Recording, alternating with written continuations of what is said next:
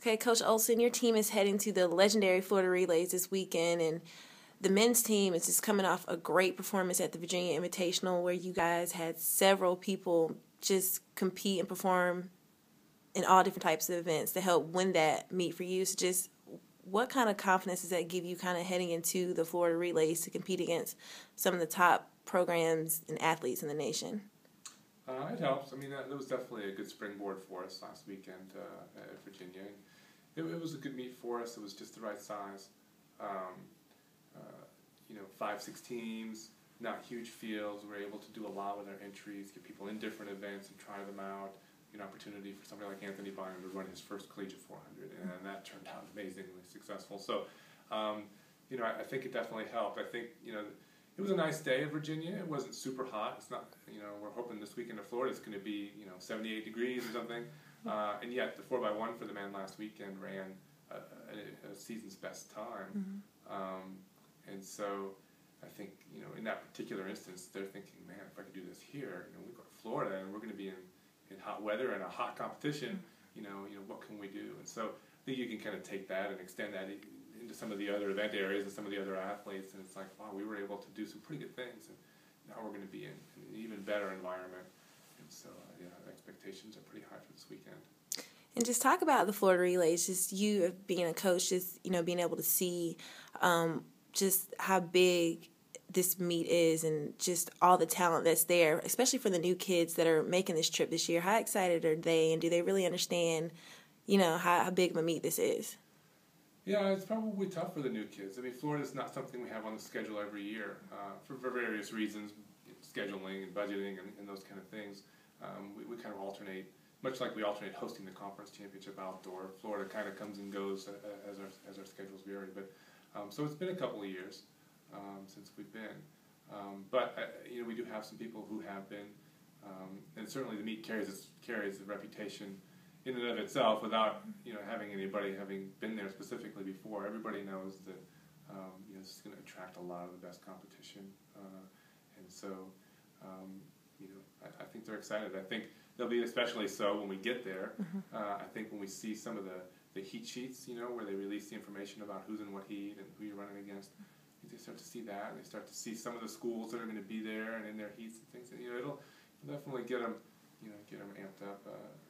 We've got a trip down there tomorrow with some time to think about these things. We kind of get away from campus and they focus on what they're about to do, and I think it'll really start hitting them about what an opportunity they're going to have in the next few days.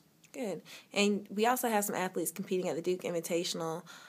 Just kind of talk about that meet and kind of what you expect from those athletes competing there. And then, having Duke on the schedule the same weekend as Florida is it's just kind of an example of overall kind of program management and what we're trying to do and the opportunities we're trying to provide to everybody. It's not a situation where, okay, we're going to Florida, and if you get into the Florida Relays, great, and if you don't, well, we'll see you next week. It's, this is just an opportunity to get some folks that didn't make it into Florida. Florida's a very selective meet. In some cases, they didn't accept a great deal of people into an event because they have to keep it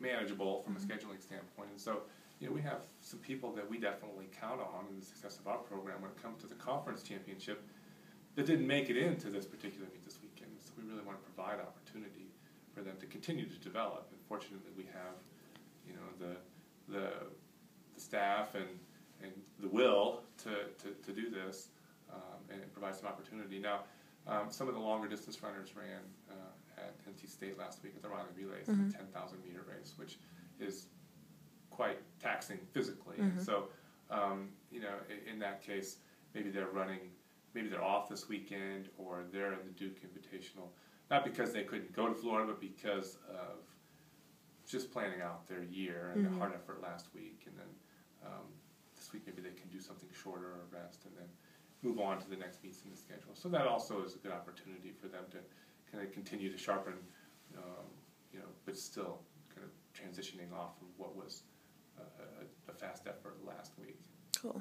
Just last question, entering the mid portion of the outdoor season, just how pleased are you with your team, and what do you expect to see, and what are some things you want to work on just before we get to, hosting our meet and hosting the A10 Outdoor Championship? I mean, it kind of touches back on this kind of dual meet opportunity this weekend. I mean, this weekend, from a Florida relay standpoint, is an opportunity for people at this point in the season as we're starting to kind of round into shape. We're not quite into that championship phase yet, but